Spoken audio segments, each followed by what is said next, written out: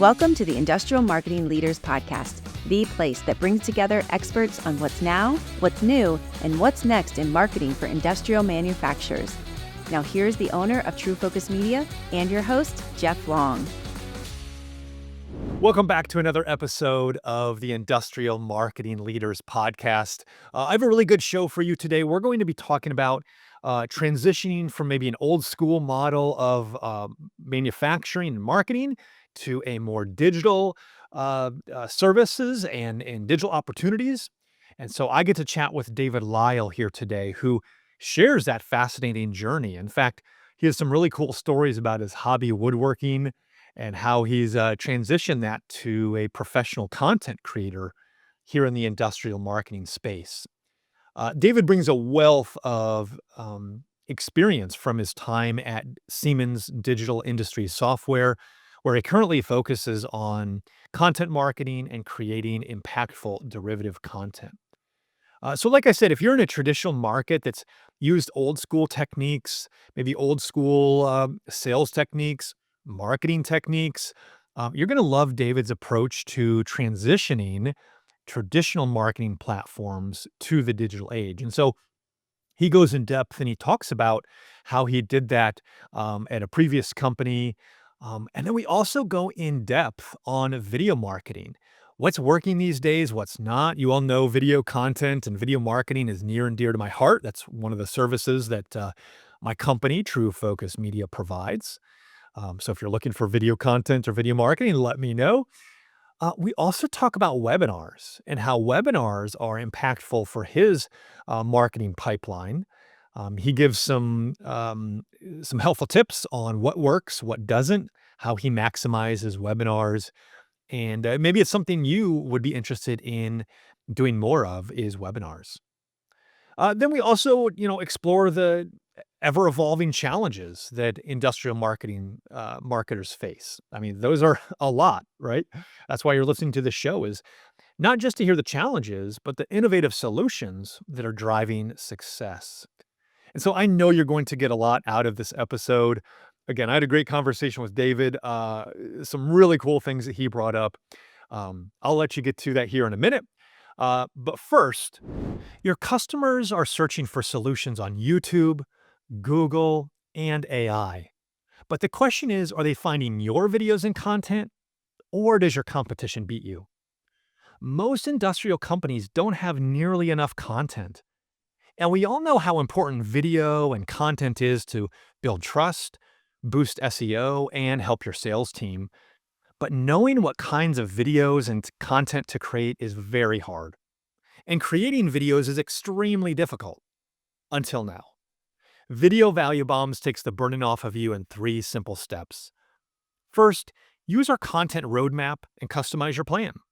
Second, book a monthly video recording session with your subject matter experts. Third, we do the rest. We produce videos and content that can be used on your website, email marketing, paid ads, social media, YouTube, and much more. Ready to turn your video and content into a marketing and sales engine?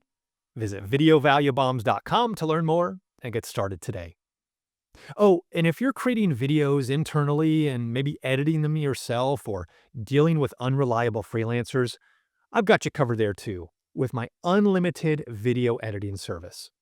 That's right, unlimited video editing. Go to videovaluebombs.com and fill out the contact form at the bottom, and I'll send you more information about it. All right, back to the podcast. Let me introduce him and read his bio. David Lyell is a marketing content lead for Siemens Digital Industry Software. He develops content that resonates with companies as they search for products and services that meet their current and future needs. Before his time at Siemens, David worked throughout the manufacturing industry, from shop floor to reporting on the manufacturing industry in print and digital media. So David, thanks so much for being on the Industrial Marketing Leaders Podcast today. Thanks for having me. Thanks so much. So before I hit record, I asked you to, pick something unique about yourself that our audience could get to know a little bit about you. So tell us, what's something unique about yourself? Yeah, I was thinking about that. one of the things that came to mind as far as bits of my life is one of my hobbies is woodworking. And so I thought I'd just kind of share a bit of my backstory. So um, I was a hobby woodworker. I was very involved in watching a ton of YouTube and, engaging with content creators on there and that kind of stuff. And so while I had a day job, I would spend every night in the wood shop until like 1 a.m., just working on projects for the house and stuff. But in the midst of a job transition, I applied to a popular woodworking magazine and somehow landed a role there as their online content director. And so my hobby kind of became my profession. And so I got into this whole world of creating content around woodworking. And so as things progressed, I became a senior editor there and I was writing feature articles and got to build all kinds of cool stuff. And, ended up, traveling a little bit, going to some trade shows and visiting acclaimed woodworkers and doing interviews with them and stuff. So, that's one of my little career highlights that kind of marries my personal side of hobby, and then also the content creation side of what I do today, actually. Yeah. That's so cool. I'm looking around here. My grandpa was a big woodworker. In fact, I'm Yeah. looking at I mean, it happens to be a coat stand, so it's not like super impressive that the one that catches my eye. But I have a couple things here in my office from him back when he was, around and doing some of that. So I've fantastic memories of, yeah, working with him on his lathe and some of the Yeah. other things he was doing. A Did lot of you have like a go-to type of wood or a thing you like to make?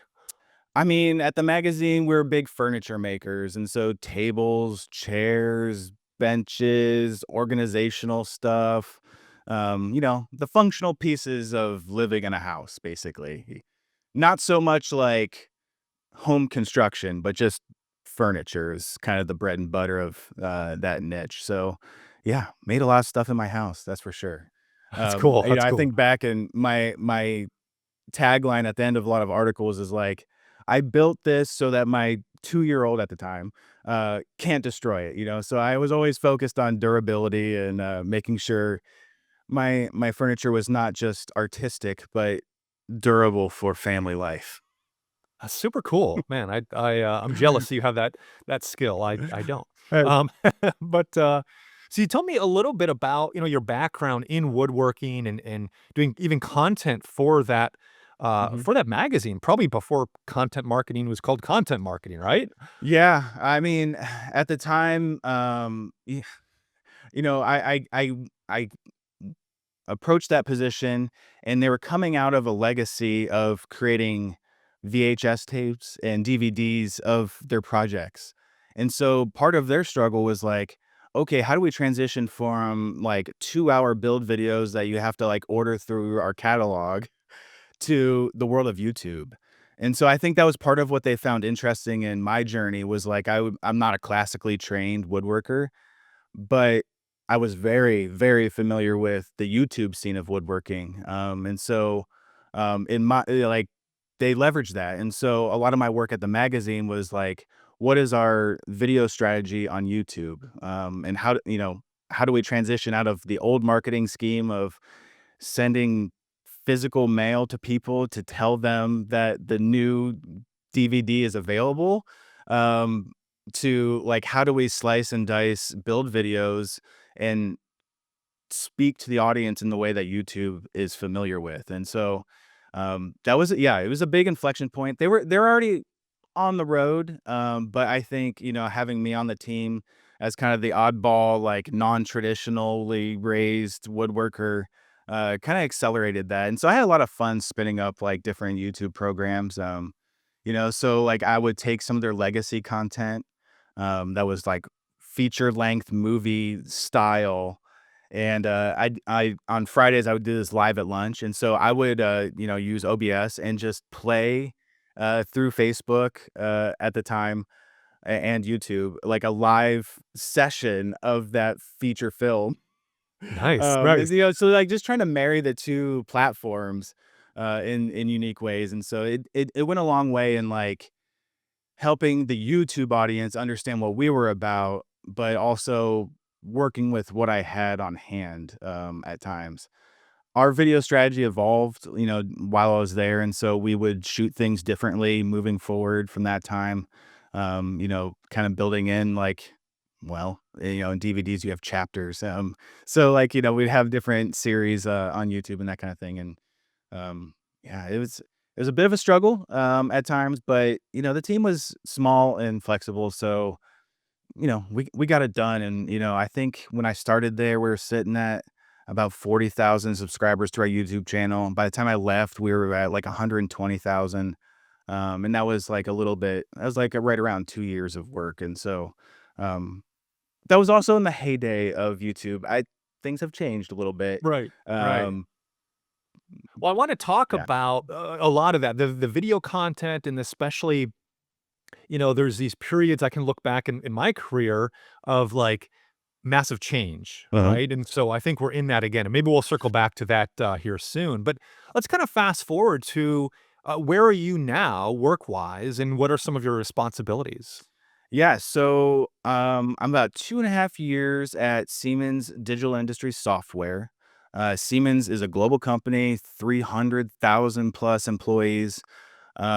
We serve industry verticals across the whole manufacturing and industrial board. We have a hardware division, so we're big in the automation space. But we also have quite the robust catalog of software products. And so I'm on the software side of things, so all of my work is around software marketing. Um, I have a long job title, but what we call internally is our derivative content team. And so my job is to take assets that have been developed way up the food chain with like industry marketers and product marketers who are developing these very long and in-depth ebooks and white papers and webinars, and then I'm down here reformatting things, rewriting things, making them ready for execution in the modern day. And so um, that's kind of my work at Siemens. Is just sort of refactoring and using best practices around execution to inform the way that I'm refactoring content. And so that's how I spend my days. That's good. And I find that it's interesting that you went from, a hands-on woodworking type of thing Yeah. to, the industrial. Obviously, there's a lot of robotics and Hmm. automation and things that aren't hands-on. But in general, let's say, Yeah. the industrial and the manufacturing space is a hands-on type of industry. And have you found that we're generalizing here, but just people in the industrial space are just typically good people, easy to work with, Yeah. like hardworking. I don't know. Well, That's my experience. oh, yes, I totally agree. This has been a very exciting season of like my professional life. So backstory, I grew up in a machine shop. And so my dad started a company along with one of his brothers where they built automation equipment. So all I knew growing up was working in a machine shop. And so they started me with like cleaning urinals and, dealing with like sweeping chips and, doing that kind of stuff. And then over the years, as I got, into high school and college, I definitely was more on the side of like being one of the shop employees. And so my genesis is like running CNC machines, welding, running manual lathes and Bridgeports and like, shop life. And, it was like a shop of about, 30 people or so. So very much like a small boutique automation shop. This was up in Kent, Ohio. And actually the headquarters of Little Tykes at the time was in Hudson, which is right next door. And so we had a tight connection with Little Tykes. And so we did lots of like secondary operations for, uh, automation scenarios there. But yeah, so like when you say like, is are industrial people good people? Like it is my favorite people. It's like, kind of who I identify with most. So like when I'm in marketing mode and I'm thinking about personas and, what is a, head of operations or a engineering manager, like these are real people that I have in my brain. And so it's definitely um, uh, an advantage that I have over some marketers. I don't consider myself a purebred marketer. We have plenty of those at Siemens, hundreds of those. Uh, in my near network within Siemens. So like I feel like I'm cheating sometimes just because I have that hands-on experience of like working in the industry, working with vendors and that kind of stuff. So yeah, I love it. It is my favorite, and I'm just so pleased to be back. My career journey had many stops along the way, and I feel like being back in the engineering, manufacturing, industrial space is just like such a joy. Right. No, I can relate, yeah, in many ways Yeah. to what you said. So, what type of marketing problems are you seeing in the industry these days? And then how are you, maybe you specifically in Siemens adapting to it? Whew, that's a big question. There are many problems today. For one of the first tiny ones that comes to mind is the issue of cookies. Like, as marketers, we're trying to track people as they, visit our properties and identify them within our tech stack. And, you know, the cookie rate is going down every year. And so it's like, what do you do now if you're not able to identify people in a very meaningful way? We still at Siemens lean on like form fills for demand generation assets pretty heavily. But we're also like re-engineering the way that we approach people that we don't know as well as if they had filled out a form. And so, that's like one massive pillar of like the problems in our world. But there's also like the changing nature of how people are engaging with content and working their way through a buying cycle. They're not gonna immediately pick up their telephone and call Siemens and ask about products. Like, they wanna do a lot of the self-discovery. So, a lot of our work is around, like, again, re-engineering our content flows to meet this expectation of people that are coming into leadership positions within the marketing or the manufacturing landscape. So, as millennials step into administrative positions that are, people that are going to be, exploring purchasing decisions, they have different needs than people that have been in the industry for decades. And so there's lots of problems that we're navigating on the fly, kind of rebuilding the plane while we're in the air. A lot to be And I said think about that's that. interesting because, we're kind of talking shop here, just for Okay. us industrial marketers. And I find that companies of all sizes, marketing experts of all various levels of expertise, like there's no set like this always works or this will always work in X amount of years. Like it's Mhm. like you said, it is kind of rebuilding the plane as you're flying it, and that's okay, and Yeah. that's normal, right? Yeah. I I talk to a lot of either CEOs or marketing managers, and they almost feel maybe ashamed or something that they don't know the answers, or what was working 2 years ago is not working today. Absolutely. Um, Yeah, that's yeah, huge. We're just navigating this change that's just in the midst of it while it's happening. And it's, like you said, it's changing by the year. Like, the change is rapid. And so, especially with like a company like Siemens that is as big as ours, like we have to remobilize and refactor the way people work quickly and at scale. That is a huge challenge. But I'm proud to say that like we're taking really active steps to kind of like navigate this, and I have moments of like deep gratitude for the leadership because one of the things at Siemens that I've been very pleased with is like transparency is huge, and so there's not a lot of like guardrails on like who knows what.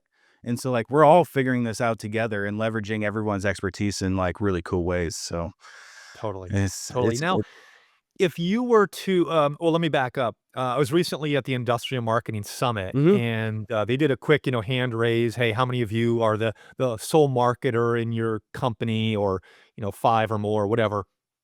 And probably I don't know, a third, maybe more, were small marketing teams, one or two people, and that's common. Uh-huh. So, what advice would you give a small, maybe marketer or marketing team who's wanting to do content marketing? They don't have the budget, the personnel, Mhm. the brand cachet that Siemens does. Like, any advice of like, hey, start with this one or two things. I don't know if you have Yeah. any guidance there. Yeah, I can think to like how we approach. marketing campaign scenarios. And so a lot of our work is we spend a lot of our time, even down at the derivative level of where I am, developing a strategy for how we're going to meet the needs of the very specific audience that we have in our that are before us. So like I hopefully this doesn't sound weird. My first assignment at Siemens was in the small and medium business industry. We were treating it as an industry at the time, and we still do, but in new ways. Besides the point. Anyway, small and medium business defined at Siemens is are targeting companies under 1 billion with a B dollars, and so you know there are many tactics that the larger industries could take when they were addressing their industry verticals. So, like in heavy equipment and industrial machinery, the marine, the aerospace, like all these verticals that we have, kind of had one set of tactics, and we had some of ours. And so if I were to talk to someone that had a smaller marketing team, I think my quick reaction to that is like, you know, are you able to define and scope out scenarios for buyers that you can act on now? It's easy to get lost in like, okay, like, do we have the right brand presence? Do we have the right this and that? Like, do we have the right look to our assets and that kind of thing? You get in the weeds a little bit, but there's a lot of merit to just having a very focused approach to your marketing machine. So, just defining your niches, defining the personas that you're trying to target, trying to think through their buyer's journey. Like these things are what we do at scale, but there are also things that you can do like on a smaller team. And so I think my advice would be like, don't try to just act like some global company right away. It's like, how can you address the people that are sitting waiting to hear from you as a smaller company, as a vendor or whatever? It's like we just focus. Focus on like who Right. you can impact today versus trying to change the entire world. Yeah. And I'm sure you can resonate with this. I've been surprised at the number of companies that don't really have their buyer personas in place, or Yeah. they're kind of shooting, shotgun just at Mhm. the spaghetti at the wall, I guess is what I'm trying to say, and hope something sticks. And it's like they ask me for, marketing strategy and insights. And sometimes it's this stuff that maybe you and I take for granted, the Yeah. simple basics. It's like, hey, let's go back to basics. And they haven't even gone there, started there. Right. Um, And it informs so much about what you do day to day as a marketer. It's like the kind of content that you're going to create. It's the channels that you want to distribute your content on. It's the language you use in your emails to get people to that content. It all plays a factor in that, and that's easily forgotten when you're just fighting for your life and trying to get stuff out the door. Totally. And that's the thing. I think, one of the reasons I love working with, marketers at industrial companies is, they're getting pulled in every direction, Mhm. right? From sales to leadership to every which way.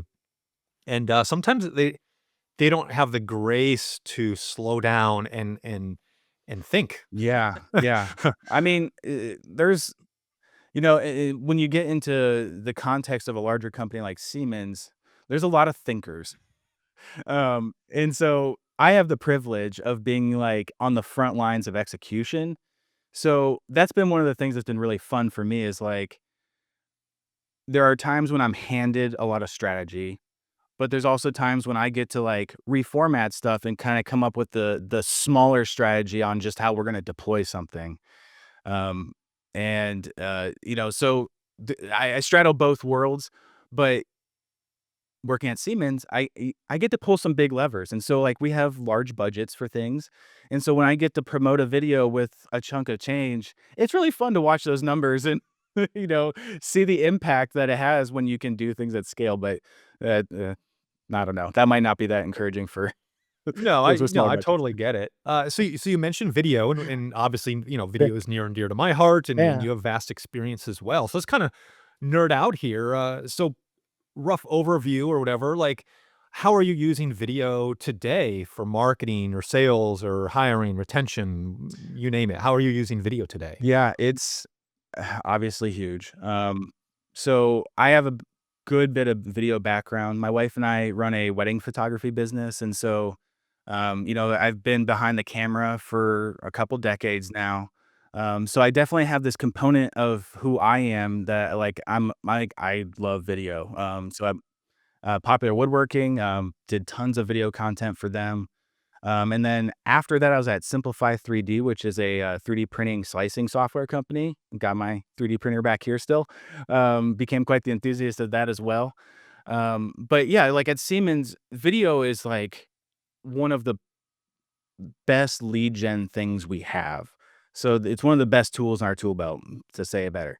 And so consistently, we are still seeing that like webinars are a key component of getting quality leads that end up to being like qualified and get into the sales pipeline. And so, um, when I was working on the small and medium business team, I kind of took it upon myself to really drive webinars, create net new webinars, but also reformatting webinars. And so, as a derivative team member, like we did a lot of slicing and dicing of video content.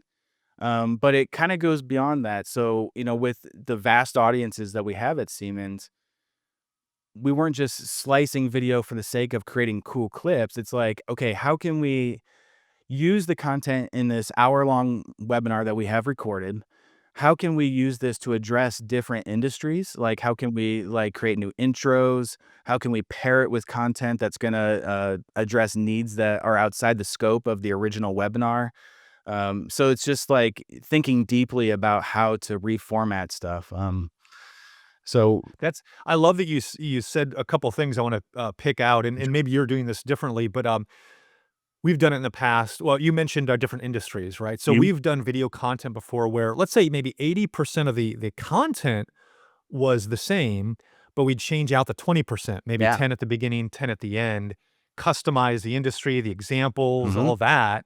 And then we have, 5 whatever different products in essence or different versions, but we're not we're not Yeah. replicating the work 5 times. Right. Is that what some of the things that you were doing?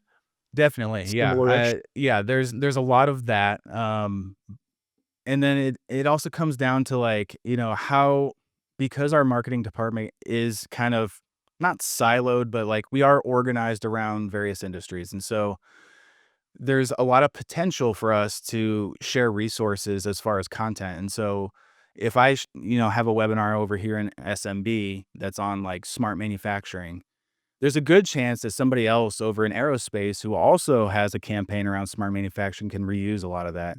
And so, there's a good amount of work that goes into like letting them know, and so big teams. And so we have to knock on the door and say like, hey, aerospace, we have this asset available. There's content that you could probably use. And they're able to digest and reindustrialize some of that content. Yeah. Yeah.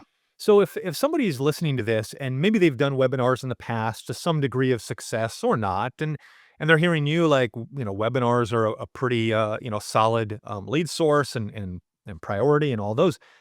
What's maybe one thing that somebody should keep in mind to improve their webinar content? Is it the strategy? Is it the design of the slides? Or, Yeah. where would you say to put a little more effort? Yeah. I had a good year and a half of playing around with this idea.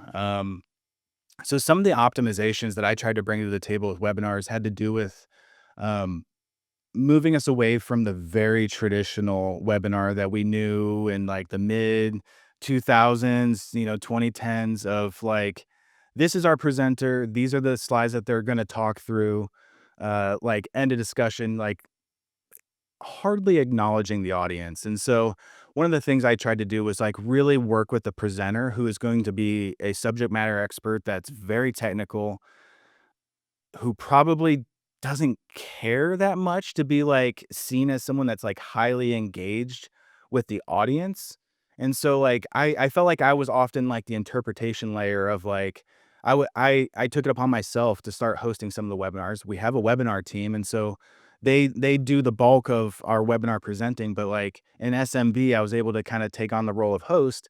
And so like, we were always experimenting with like new engagement tools. And so like running our polls and the questions and the Q&A and just creating this live component of like directly engaging with the audience to help them engage more deeply, not only with the webinar, but also the resources that were related to the webinar. And so, whenever we run a webinar, we have like a set of assets that we're hoping that they will engage with in addition to just listening to the webinar.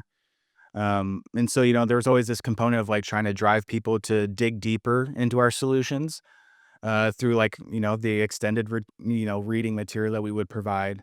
But then also just like being there to like, I'm watching the chat while the webinar is happening and I'm relaying these to the subject matter expert or answering them on my own with my bit of like engineering and industrial experience in my past.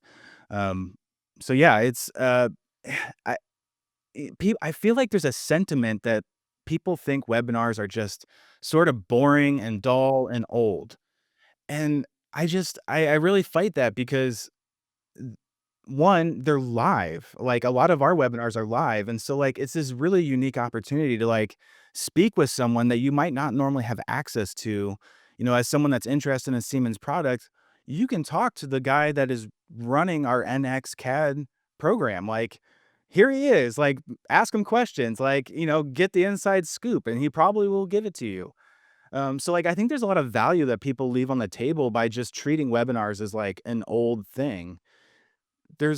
I find them really engaging. Like if it's a subject that you are interested in and want to learn more about, there's like no better way to like do a deep dive than talk to the dude that's running NX Totally. CAD. When I think it goes to, active versus passive, right? I think the Yes. old motto was this passive, like, "Hey, sit back and relax. You're gonna watch a webinar Yeah, and, there's that. take notes or whatever." But it sounds like you're making it more, active where, Yeah. "Hey, check out this content and, Yeah. engage in the chat, take the poll, tell us what you think, Mhm. ask a question." I mean, that's huge. That's Yeah. huge. It made it more fun for me as well. I'm sure, I'm sure. Well, and I mean, yeah, I've I've given a lot of webinars, I've been, on a lot of Yeah. viewed a lot of webinars, Yeah. and, I'm always surprised, yeah, where, the webinar host kind of in their boring monotone voice, Mhm. introduces me and then throws it to me or whatever, and I always tell people, and this goes back to video production, like, when you're on camera, try to talk a little bit faster, Mhm. try to use your hands and have some motions because it's so easy to be boring on a webinar or on a video, and I get it, especially when we were talking about maybe content that's dry, Mhm. right? Like, Yeah. sometimes some of this content's it's a little dry, let's be honest, Mhm. but if you can just animate yourself and be more engaging, Yes. that's gonna help so much more. Well, I'm sure Um, I'm sure you're familiar with the burden of trying to explain to an engineer how to speak properly into a mic. yeah, How to just to behave, look at the camera. right. Oh, there's lots of logistics like that as well, that we Yeah, had that's to I document. recently did one actually, and, it was kind of a talking head like this, and they were supposed to look at the camera, and for people that are listening to the audio, their eyes were just kind of wandering around, and, Yeah. once or twice I was like after, we were cutting, I was like, "Hey, do you mind just looking right at the camera? That's your audience, Yeah. like, that's how we can Yeah. engage with you," and had to kinda bring them in there. Yep. But that's normal, they're not doing videos every day, and they're, doing Yeah. their thing that No they're fault to experts them. at. Just Totally. it's as a marketer, you have to Right. be comfortable being a director too. So, like, That's a good just point. taking the initiative.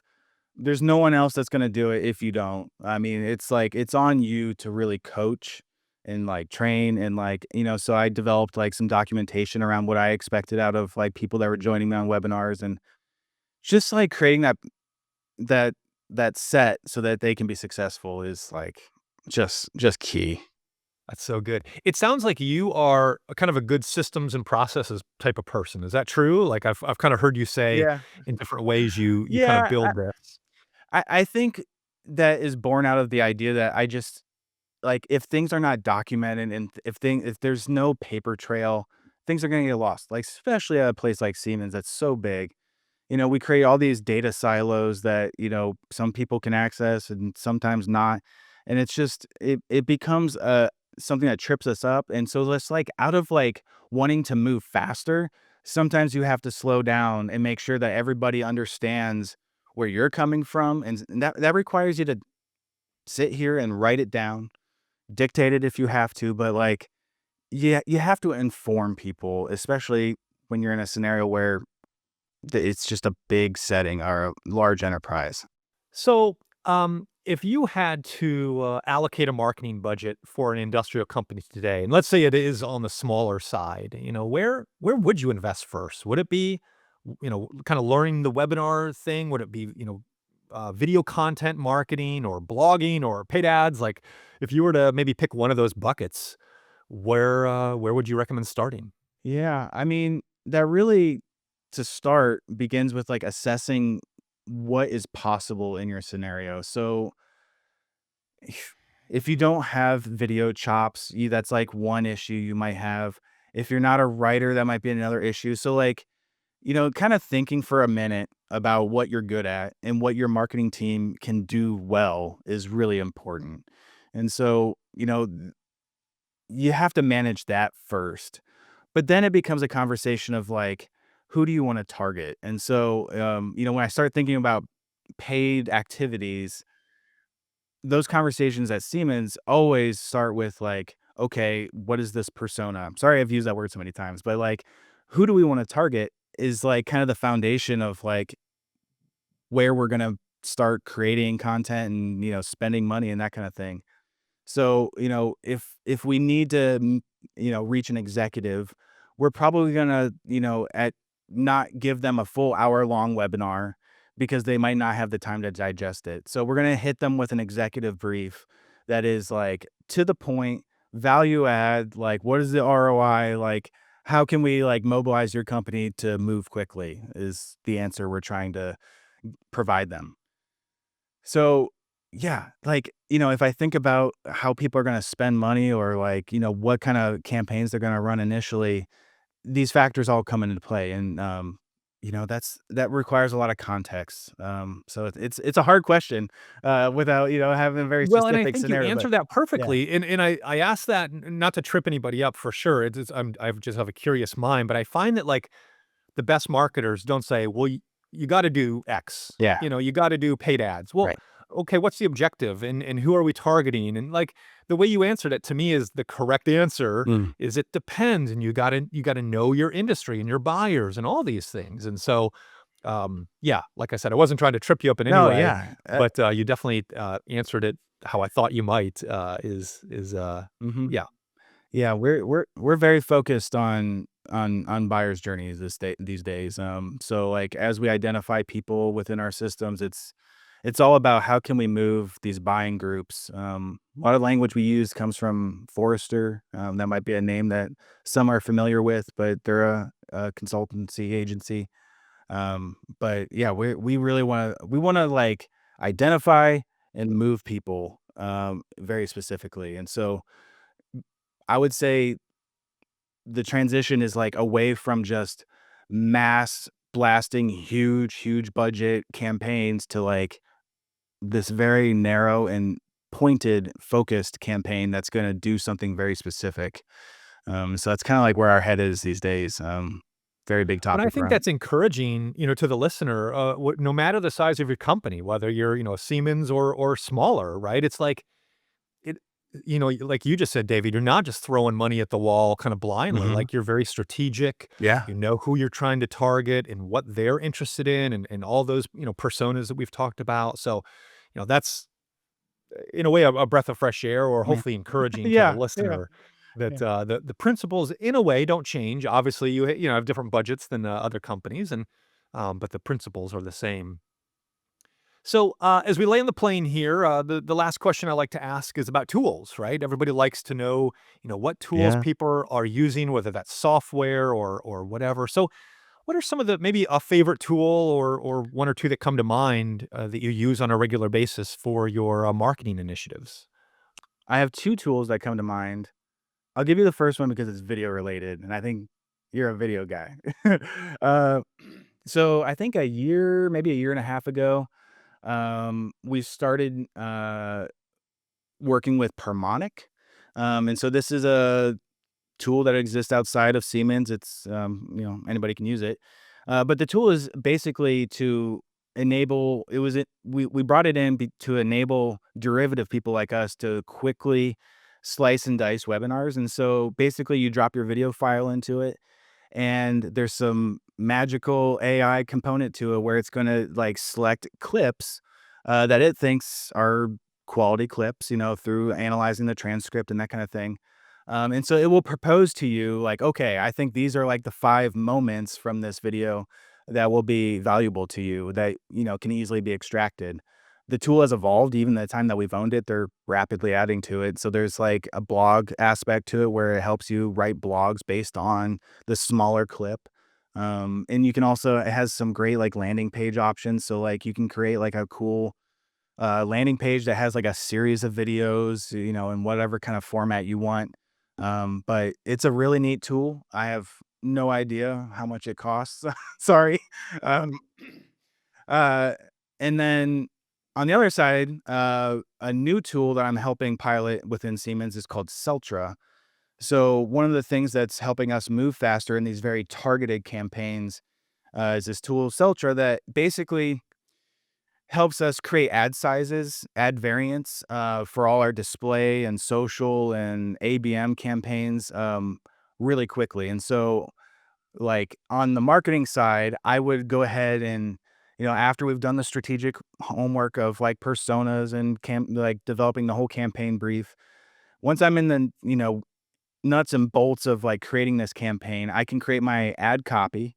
I can select my images, dump it into Celtra, and it's gonna do like the tedious work of like making the 15 image sizes and reflowing content as needed. And so this was kind of an activity that we found to be kind of a bottleneck within our creative team because they were getting hit with all these requests for like, okay, I have this campaign and I need to like serve it like on LinkedIn. I need to serve it on Facebook. I need to serve it on X. I need to like put it into demand base for our ABM activities. And those all have different requirements for like image sizes. It sounds like such a simple thing, but when you're working at scale, it's huge. And so you can also define like how your ads look like. So even within like a single, like it has like an Excel looking side to it. And so like one row will be like one bit of ad copy.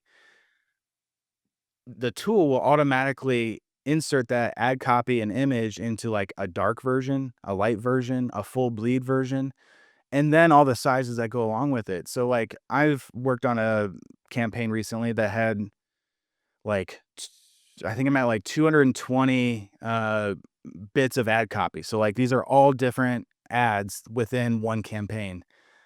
The product out of Celtra has netted me over 3,000 variants of images that I am required to deliver to our execution teams for all these different platforms. Like and then like bonus, like they can choose if they want like, between our standard themes within Siemens, like our dark and light versions where the text is different colors, they can choose between those. I can like just offer them a buffet of like assets really quickly. And so our creative team that does deep creative work, making ebooks and like really fancy looking stuff is not tied up dragging and dropping and cutting and pasting and resizing and like doing this stuff that can be automated now. So Celtra is a really cool tool that we are in the midst of adopting and running through a pilot group, and we're approaching onboarding for the rest of the teams. That's Yeah. super cool. I want to check that out. Yeah. Yeah, that's amazing. I love that. And that's why I love asking that question because tools come up all the time and Yeah. they help us be more efficient and effective, and everybody loves that. Yeah. Yeah. As much as we'd love to keep everything in house and like, just, through our normal processes, like adopting a third party tool when you can is, you could shave off a whole year's worth of work for one employee with the adoption of a tool. And so there's a lot of considerations around that. Not trying to put people out of work, but it's like Sure. you can accelerate things to everyone's game. Totally. Totally. Yeah. Well, David, this has been good. I feel like I could ask you a lot of more lots of more questions, whatever I'm trying to say there. Yeah. But I want to respect your time, so I really appreciate you coming here, talking with me on the Industrial Marketing Leaders podcast. Uh, thank you for the invitation. It's fun to get outside my bubble within Siemens and talk with folks in the industry. Love what you do. Thanks for having me. All right, well, that was the show. I hope you enjoyed it as much as I did. I really enjoyed talking with David, hearing his expertise, his passion for the industry, his knowledge on content marketing, video content in webinars. That's something that I think a lot of companies maybe aren't putting a lot of emphasis on is webinars. And you would think, you know, when you see a company as big as Siemens that has a lot of people and budgets and efforts, and they're doing some of the same things that some of these smaller companies are doing, right? A lot of video content, a lot of repurposing, webinars, derivative content, and things like that. So I just want to challenge you to, think about some of the things he talked about: webinars, video content, and how you could use that in your own business. Now, like there was a short ad there at the beginning of the podcast. If you're looking for content marketing, you definitely have to start with video as the foundation. Once video is created, then articles and podcasts and posts and social media, YouTube content, email marketing, paid ads, trade show marketing, and so much can happen once you have video as the foundation. So if you're looking to do more video content marketing, but let's be honest, it takes a lot of work, that's where I can come in. So we talked about video value bombs. That's a done with you service. So if you need that help creating that roadmap, interviewing subject matter experts, editing the video content, and then distribution, reach out to me about video value bombs. You can go to videovaluebombs.com to read more and reach out. We have custom prices for those packages based on a couple tweaks that we customize for each specific individual and company. Or if you're the type of person or company that can do some of the video content internally, maybe on your phones or DSLR cameras or otherwise, but you really you know how hard editing is, or maybe it's easy to you, but you just don't have the time to do it, that's where I can help. So that's the done for you video editing service called Lightning Edit. So you can go to lightningedit.com, read more about that. We have unlimited video editing packages. And you can, like I said, read more about that, see what those are, reach out to me on the package you want, or if we need to create a custom one just for you, I'm happy to do that. So definitely check out videovaluebombs.com if you need help start to finish, or if you can shoot some of the videos yourself, you just need help with editing and delivery, check out lightningedit.com. Either of those would be a benefit for you. All right, well, that is all for today. Thanks again for listening to the Industrial Marketing Leaders Podcast. Keep coming back to the show. Don't forget to subscribe, whether you're on YouTube or Spotify, Apple Podcasts, or anywhere else that you watch or listen to your podcast. Subscribe, leave a review, like, or however you're able to communicate that. That would mean a lot to me. That would help boost this podcast to other industrial leaders, whether they're marketers or otherwise. Oh, and lastly, don't forget to share this with a colleague. Maybe it's your boss. Maybe it's one of the leadership. I find that sometimes getting buy-in can help if somebody else is saying the same message. Maybe you've tried to do more video marketing content, more webinars, but having another expert say the same thing and agree with you could be a benefit to getting leadership on board. So just a little pro tip there. All right, thanks again. Come back for more.